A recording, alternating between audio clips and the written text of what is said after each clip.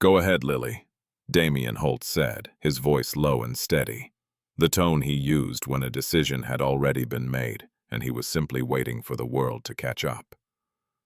That's why they're here. 5 women stood in a neat line at the far end of the receiving room, each one polished, each one smiling, each one holding a leather folder against her chest, like a small shield. They had all come for the same position. Nanny to Lily Holt, the adopted 6-year-old daughter of one of the wealthiest men on the East Coast. It was the kind of job people whispered about. A salary larger than most family incomes, a private suite inside a house that looked like a museum, and a letter of recommendation afterward that could open any door in the country. The 5 women knew exactly what they were standing in line for. That was why their smiles did not waver. Go ahead, Damien said again, more gently this time. You can talk to them first if you want, then you tell me which one you like. Lily looked at the women. One of them gave a small wave with just her fingertips. Another lowered herself slightly at the knees, so she would seem shorter, softer, less like a stranger in an expensive coat. They had all done this before. They knew how to make themselves small for a child, but Lily shook her head. No. Damien looked down at her. No? What do you mean? I don't want to talk to them. A short silence settled over the room. Then, the first woman stepped forward with a warm, well-practiced expression, the kind that had probably charmed dozens of nervous parents over the years. Hello, Lily, she said softly. My name is Margaret. I heard you love horses. I used to take care of a little girl who had her own pony.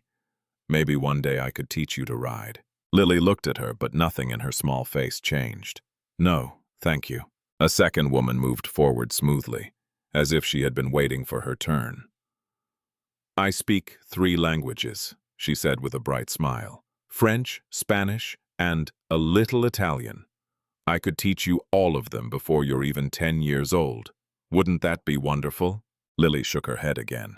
No, ma'am. A third woman crouched down to Lily's level and tilted her head kindly. Why don't you come stand with us for just a minute, sweetheart? You can ask us anything you like. Then you can decide. The women spoke gently, kindly, the way people do when they have learned exactly how to win a child over. They shifted a little closer together, forming a soft half-circle around the little girl, as if drawing her into a warm net she could not quite see. From the doorway, an older woman watched the whole scene without a word.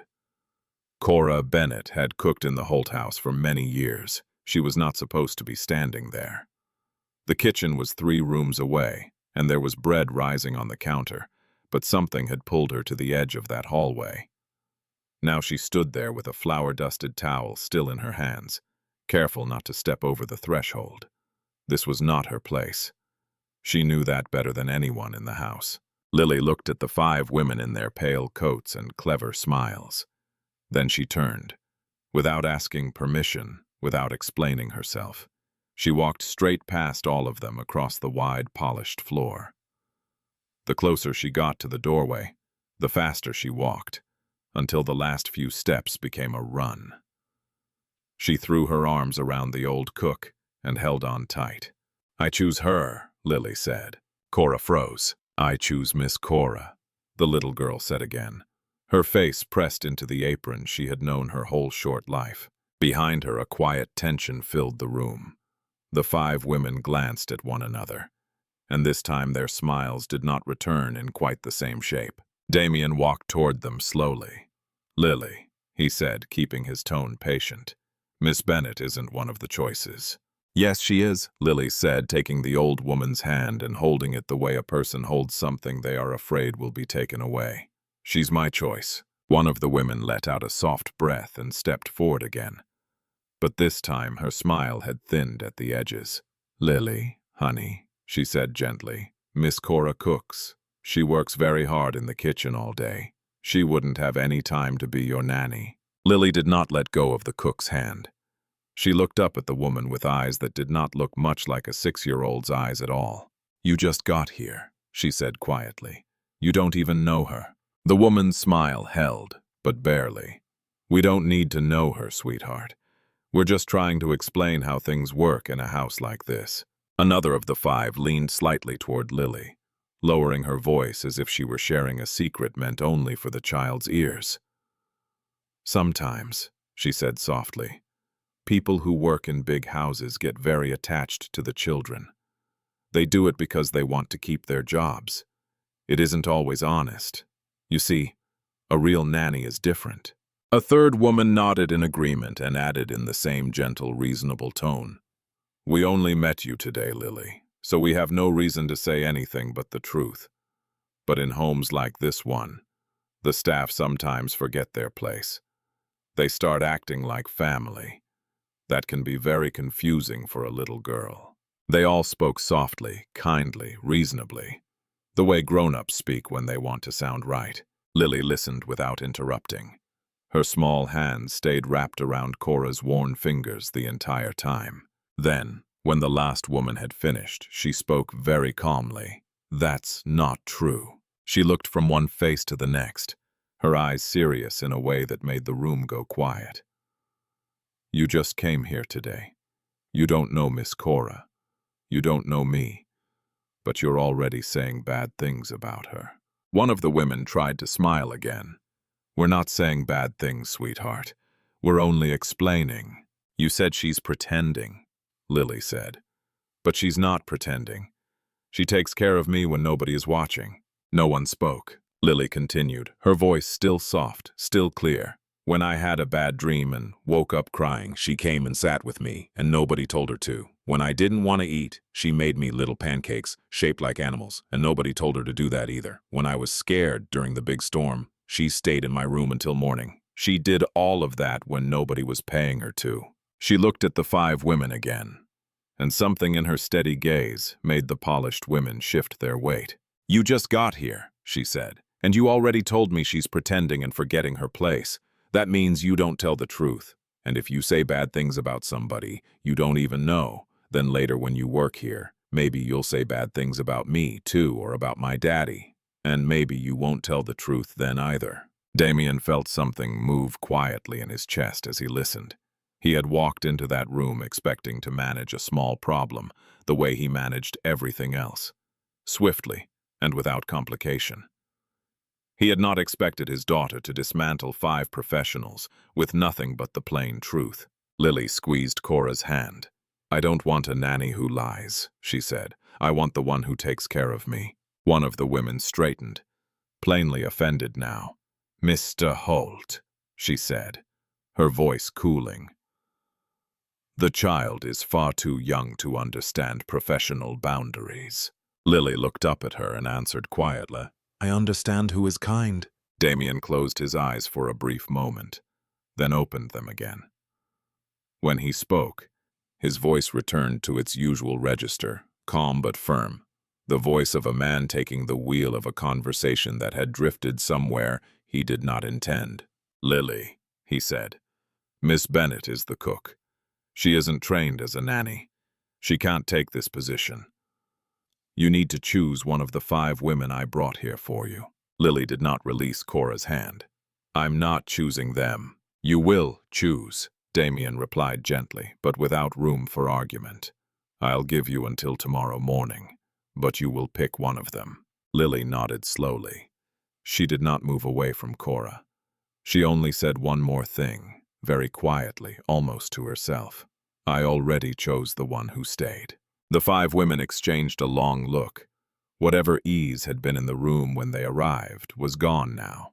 Cora finally found her voice, though it came out barely above a whisper. "Lily, baby," she murmured, bending down so her mouth was near the child's ear. "You shouldn't say things like that. It isn't right. Your father knows what's best."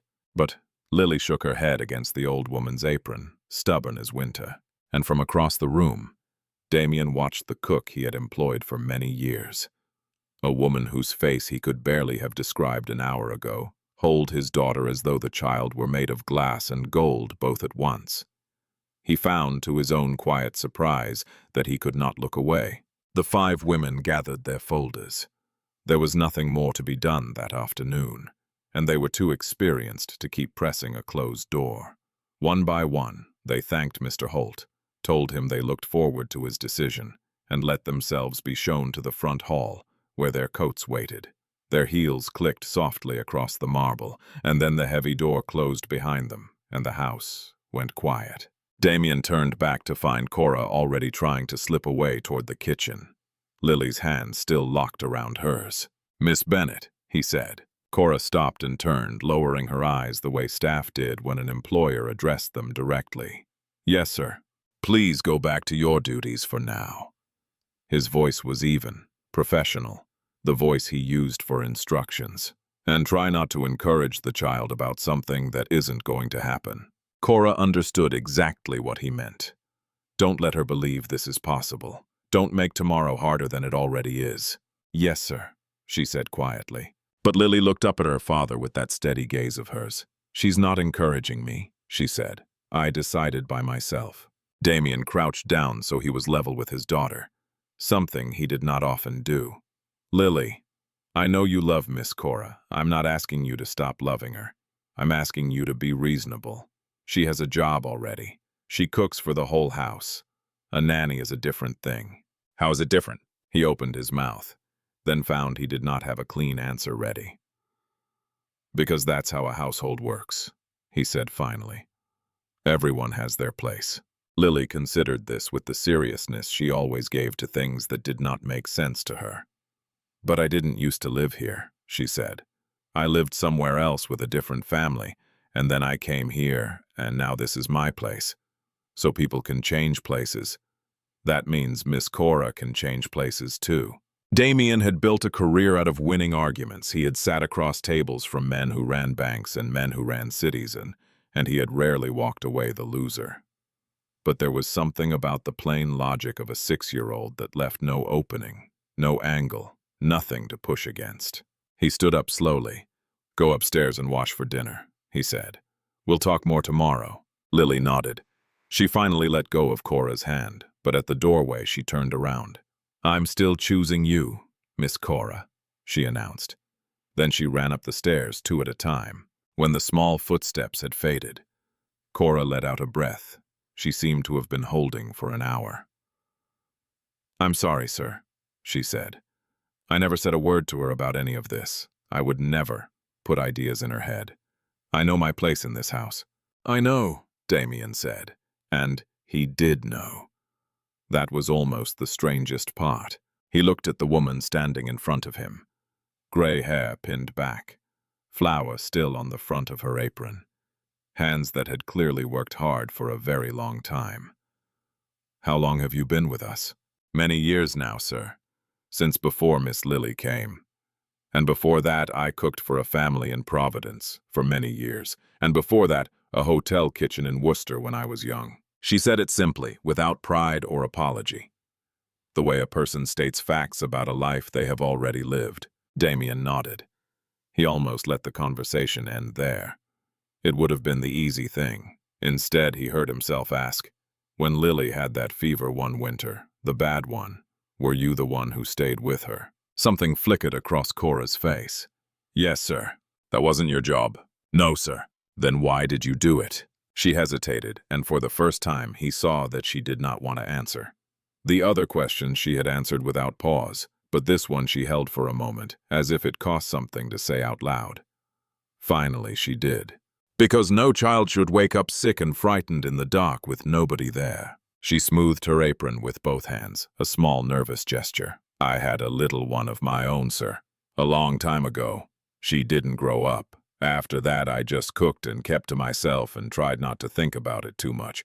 But a sick child crying in the night, well, some things you can't walk past."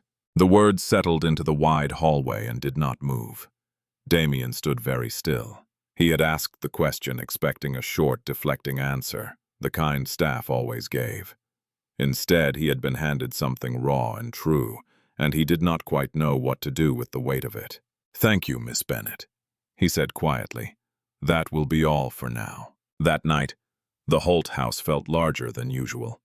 It was a strange thing how a house could change without a single wall being moved. The same long corridors, the same tall windows full of dark winter sky, the same thick carpets that swallowed every footstep. And yet something invisible had shifted, and now nothing seemed to sit quite where it used to. Lily sat at the small table in the breakfast room, her legs swinging above the floor, her dinner barely touched. The cook on duty that evening had prepared roast chicken, buttered carrots, and warm rolls, the kind of meal meant to comfort a child. Lily pushed a carrot slowly across her plate with the tines of her fork. "You've hardly eaten anything," said the house manager, Mrs. Pruitt, who had worked in grand homes for many years, and knew when something was wrong in one. "I'm not very hungry," Lily said. From the doorway, Cora watched quietly, a dish towel folded over her arm. She was not supposed to be there during dinner service. That was not part of her duties, but she had noticed the child eat almost nothing at lunch, and something in her would not let her stay in the kitchen. Damien came in a few minutes later, loosening his tie. He had spent the afternoon on calls about numbers large enough to move markets, conversations he understood completely. But when he saw Lily at the table, small and quiet and not eating, that same unfamiliar discomfort returned, the one he had felt in the receiving room. "How much has she eaten?" he asked. "Not much, sir," Mrs. Pruitt answered carefully. Damien pulled out the chair across from his daughter and sat. "Lily, you need to eat." "I'm not hungry," she said again. He studied her for a moment. "Is this about this afternoon?" Lily looked down at her plate and said nothing. In business, silence was a tool he wielded with great skill. With Lily, silence felt like a wall he had no idea how to climb. "Not eating won't change my decision," he said calmly. She looked up then. Her eyes were not angry, not tearful. They were simply steady. "I know. Then why aren't you eating?" Lily thought about the question the way she thought about everything.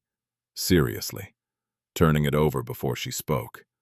"Because when nobody listens to me, my stomach feels closed." Mrs. Pruitt suddenly found something on the silverware that required her attention.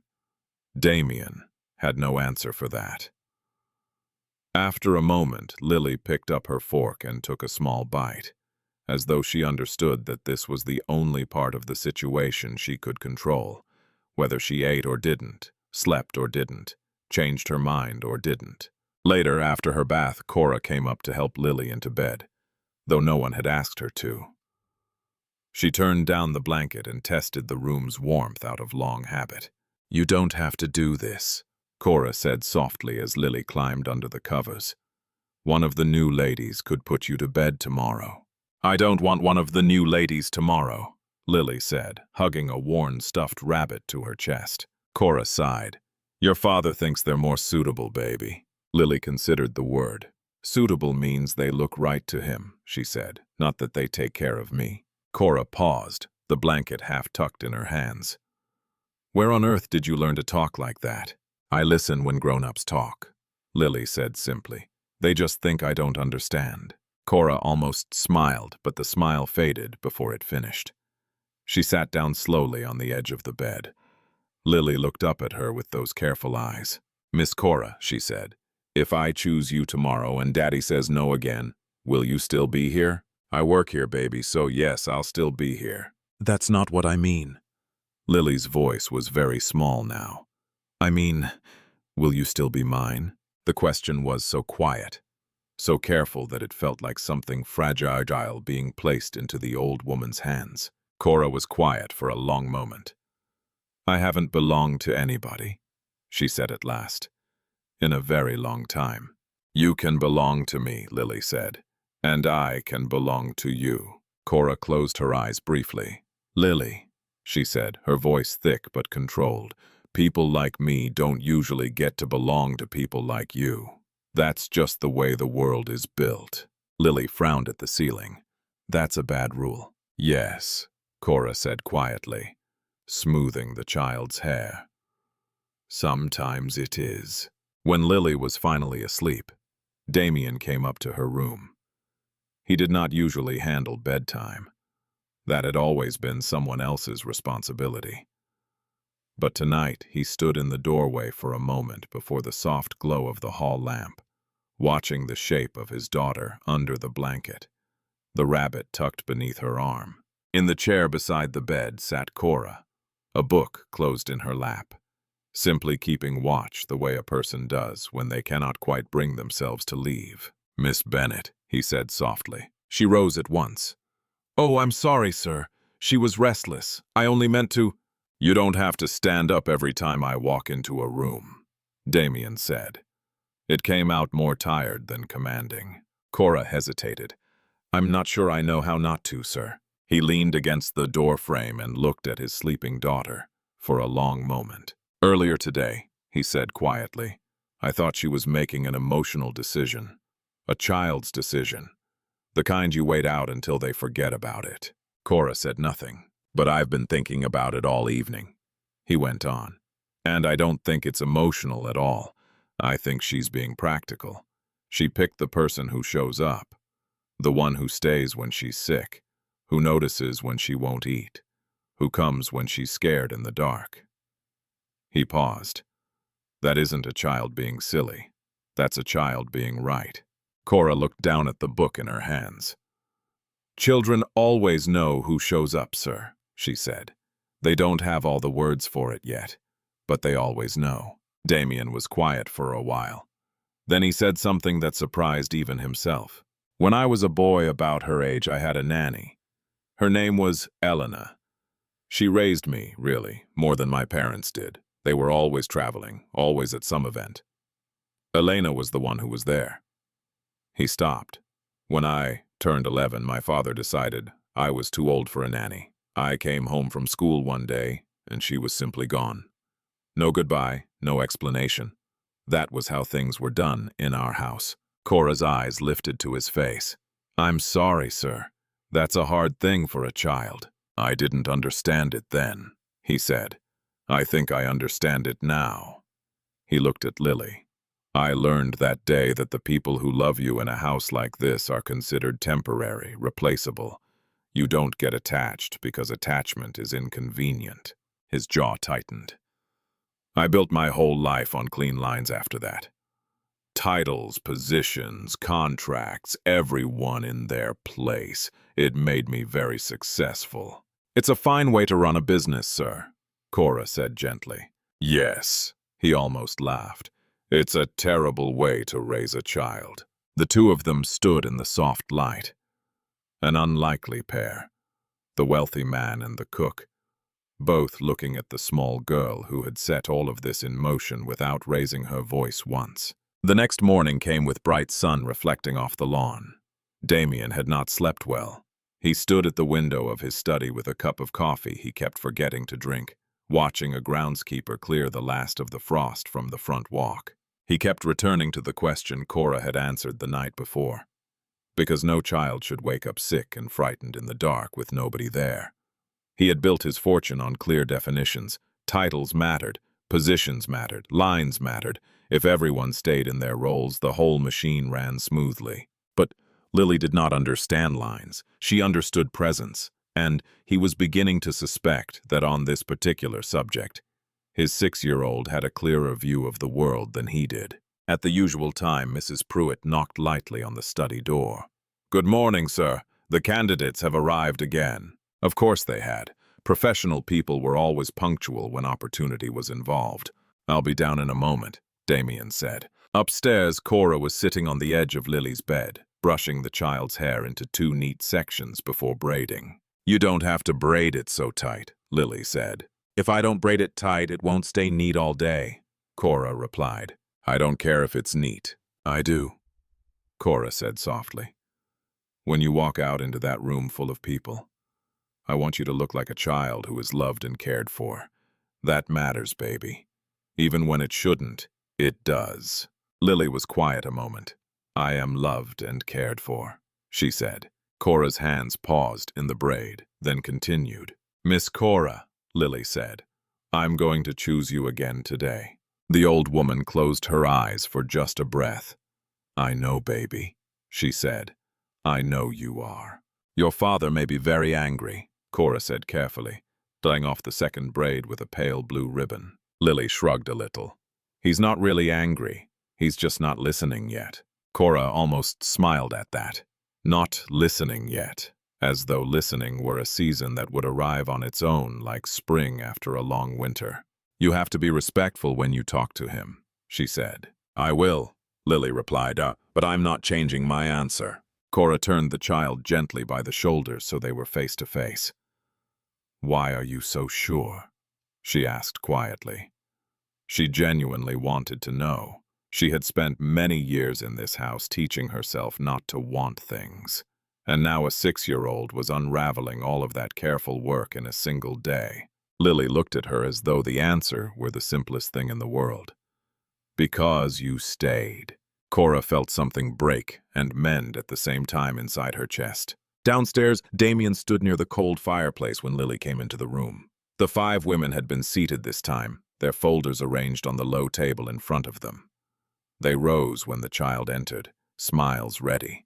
Cora did not come all the way in. She stopped at the doorway where staff stood, not where family stood. Close enough that Lily could see her, but no closer. Good morning, Lily, the first woman said brightly. Did you have a good sleep? Did you think about everything we talked about? Yes, ma'am, Lily said politely. I thought about it. Would you like to sit with us for a few minutes? Another asked. Before you decide. No, thank you, ma'am. Damien watched his daughter. He noticed she was not nervous, not upset, not defiant. She looked the way she looked when she had finished a puzzle and knew exactly where the last piece belonged. Lily, he said, have you made your decision? Yes, sir. The room seemed to hold its breath. All right, Damien said. Go ahead. Lily did not walk toward the 5 women. She turned in the opposite direction and crossed the floor straight to the doorway, where she reached up and took Cora's hand. I choose Miss Cora, she said. I chose her yesterday and I choose her again today. One of the women let out a small, frustrated breath. Another tried to keep her smile and failed. The woman in the gray suit, who seemed to be their unofficial leader, spoke. Her voice still controlled but sharper now. Lily, you're making this decision based on feelings. A nanny has to be trained, educated. She has to prepare you for school, for society, for the kind of life your father is building for you. That's what we do.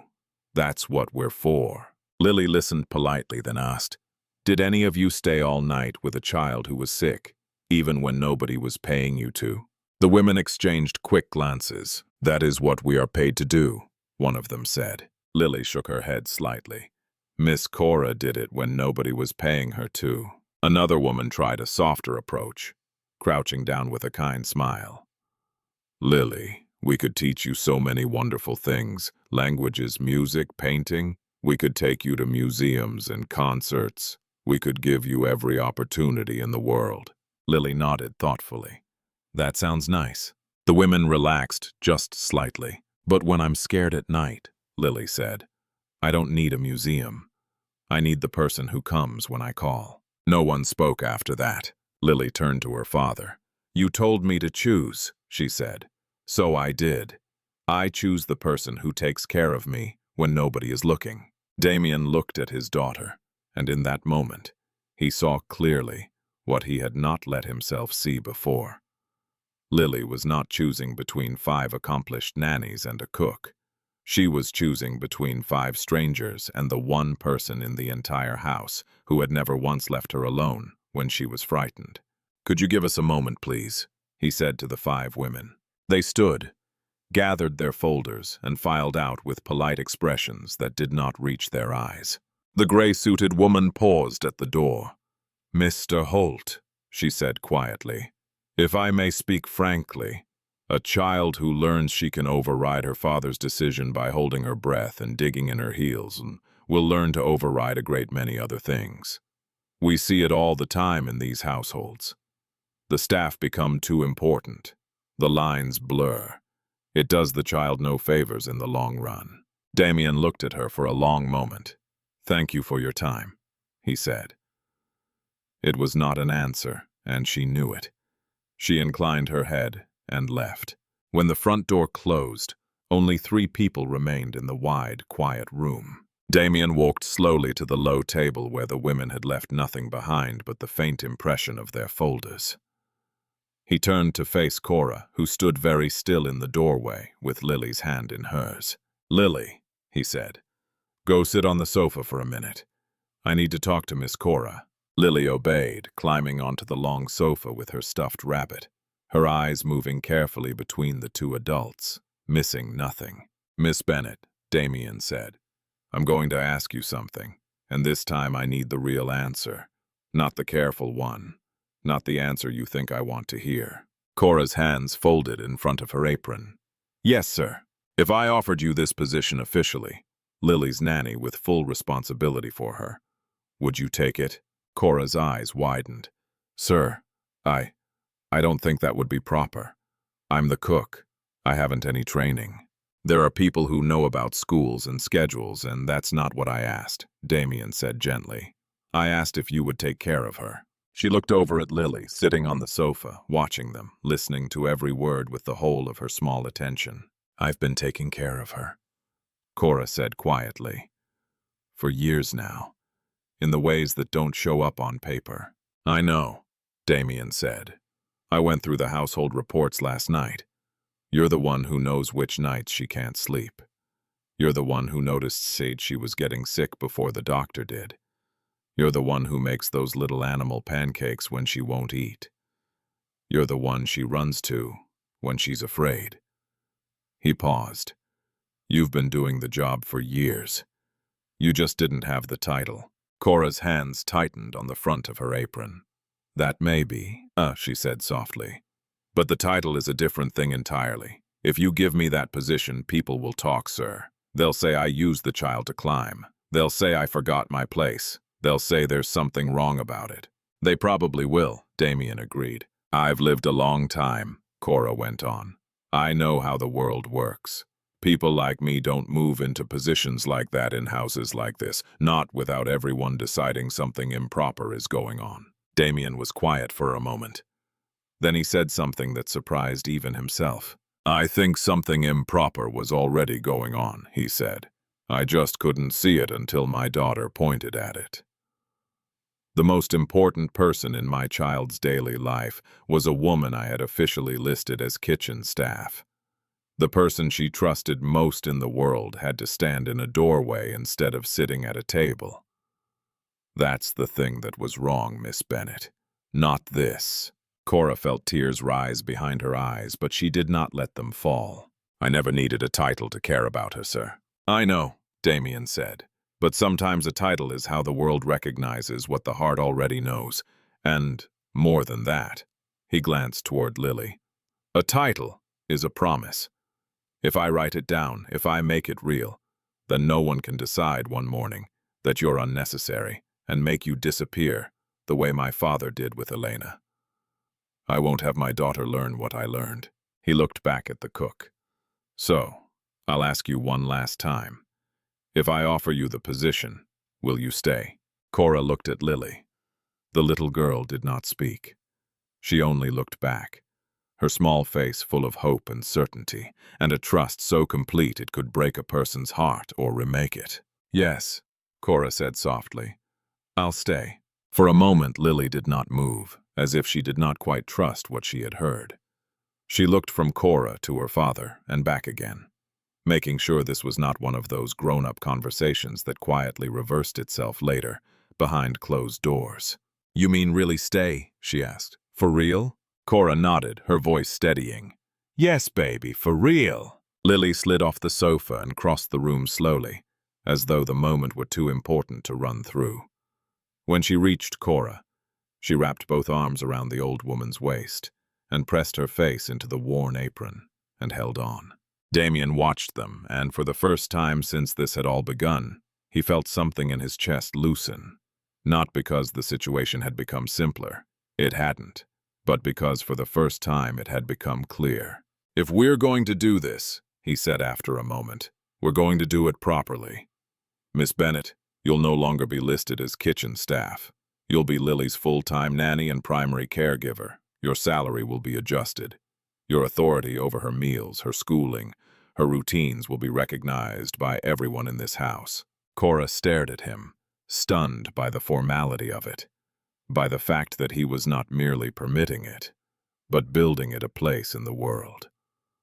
He understood. "Sir," she said, "I don't know what to say." "You don't have to say anything," Damien replied. Just take care of my daughter." Cora looked down at the child holding tight to her waist. "I already do," she said. "Yes," Damien said. "I know." The news moved through the house, the way news always moved through large houses, quietly, without anyone officially announcing it. By dinner time that evening, every member of the staff knew that Cora Bennett was no longer simply the cook.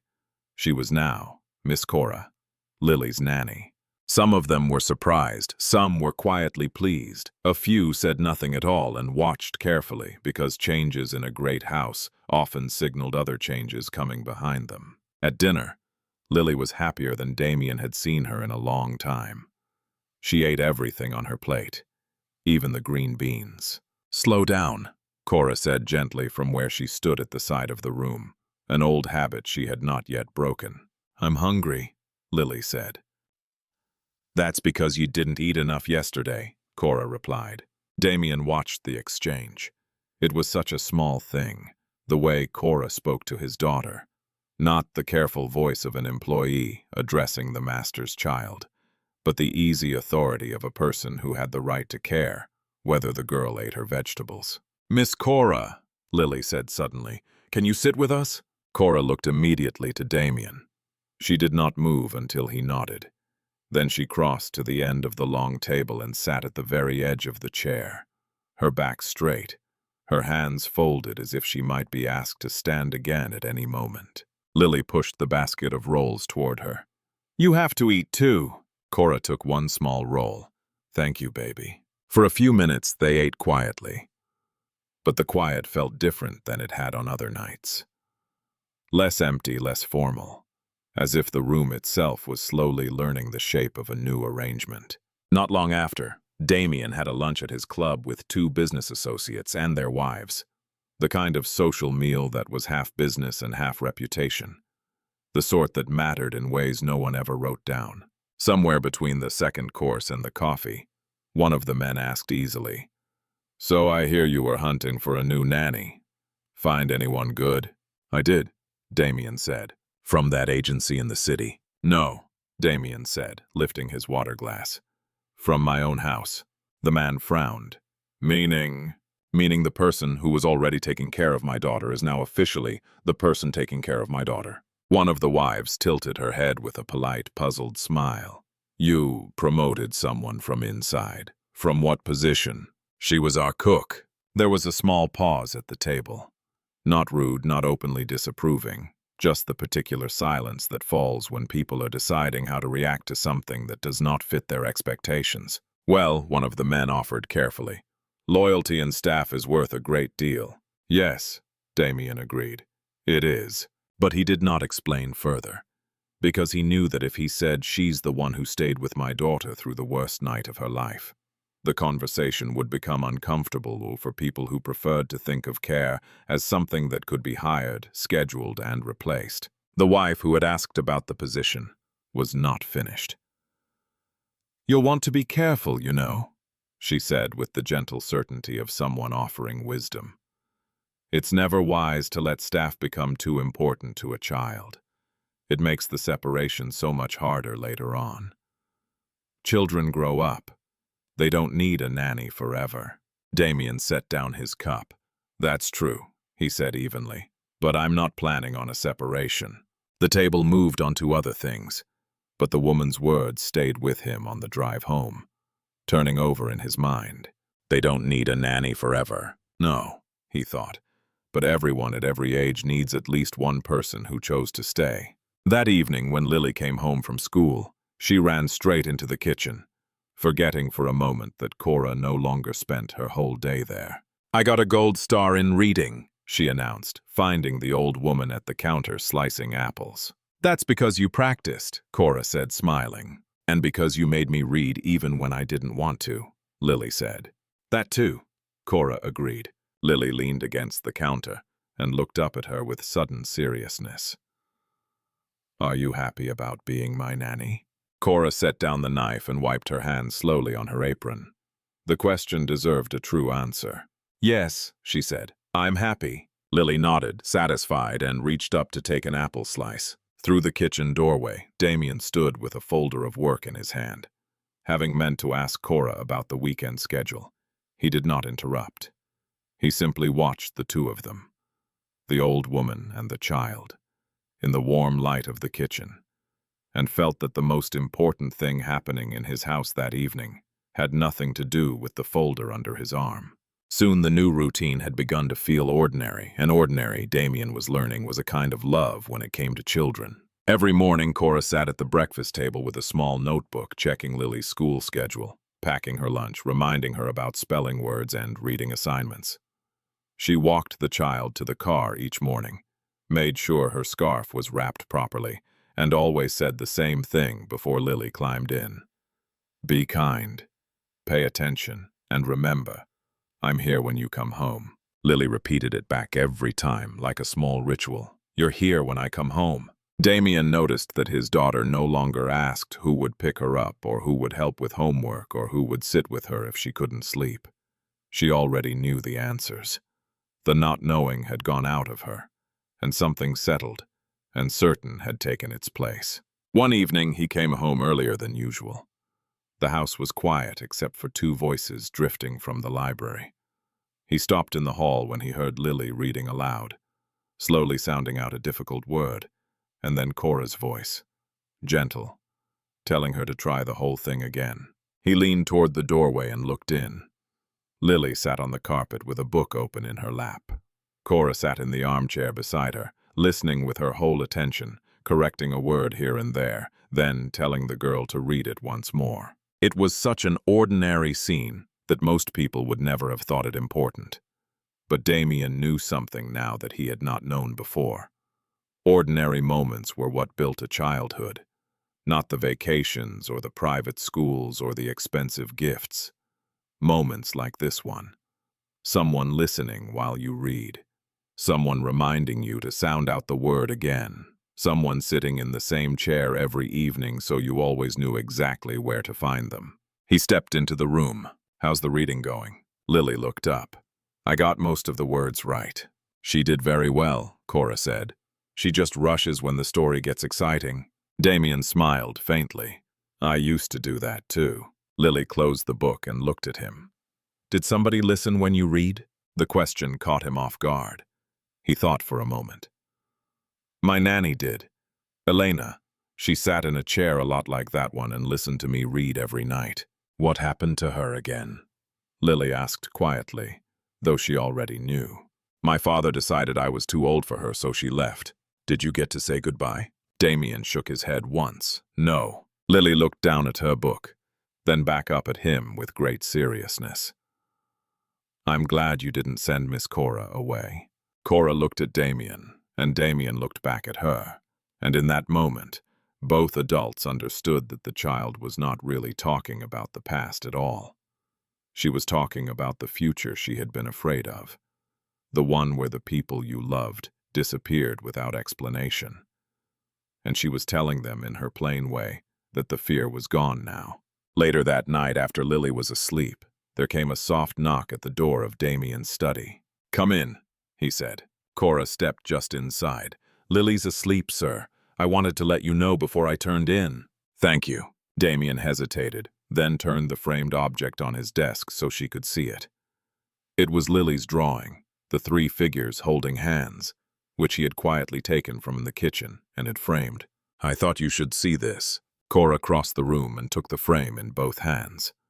The tall figure in a dark suit, the small figure with two braids, the woman in gray between them, holding both their hands. She had seen the drawing before, taped to the refrigerator, but framed it, looked permanent.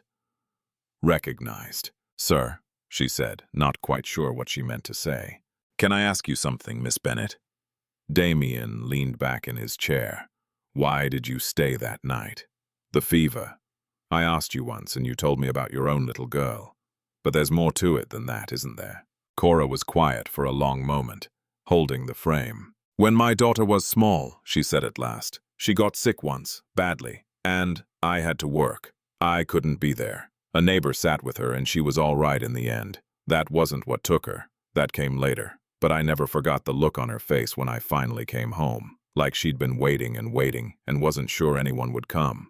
Her voice was steady, but it carried years inside it.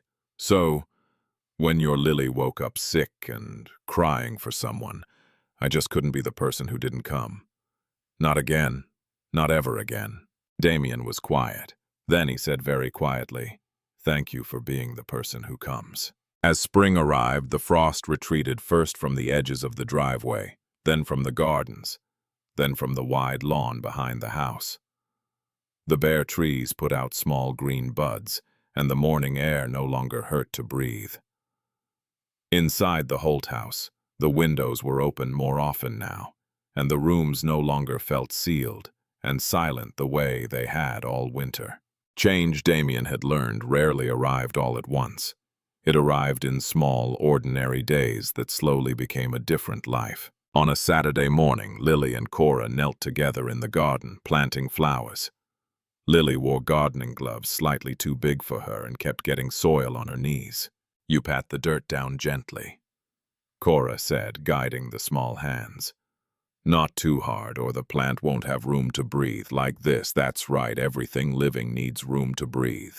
Damien watched from the terrace, with a cup of coffee going cold in his hand.